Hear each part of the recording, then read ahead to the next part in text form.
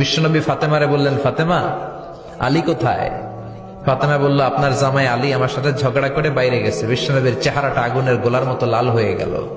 বিশ্বনবী ডেকে বললেন, ফাতেমা, তুমি বিশ্বনবীর মেয়ে হতে পারো, কিন্তু আলী তোমার স্বামী। আলী যদি তোমার উপর নাখোশ থাকে, জান্নাতের দরজা তোমার জন্য খুলবে না। কোথায় গেছে আলী, কোথায়? বললেন যে মসজিদে নববীতে গেছে। বিশ্বনবী যে দেখলেন বালির উপরে আলী শুয়ে আছে। বিশ্বনবী মজা করে ডাক দিলেন, ইয়া আবা তোরাব। তোরাব অর্থ বালি, তোরাব মানে কি? বিশ্বনবী ডাক দিলেন, ইয়া আবা তোরাব, মানে হে বালির বাবা আলী, ওঠো। এখন আলী ওঠে না, রাগ করে আসছে। বিশ্বনবী এদিক দিয়ে তাকায়, আলী ওইদিকে তাকায়। বিশ্বনবী ওদিকে আসলে আলী এদিকে তাকায়। মনে মনে কয়, এতক্ষণ আপনার মাইয়াই গুতাইছে, এখন আপনি গুতাইতেছেন।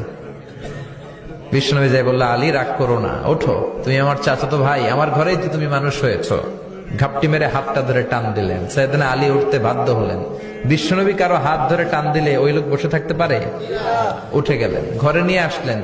নিয়ে এসে বিশ্বনবী খাটের মাঝখানে শুইলেন। ডান দিকে শোয়ালেন আলীকে, বাম দিকে শোয়ালেন ফাতেমাকে।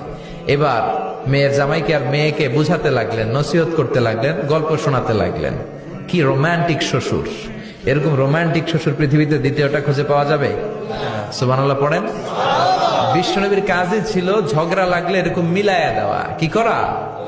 মিলায়া দিবেন। সমাজে অনেকে আছে ঝগড়া লাগলে আরো লাগায়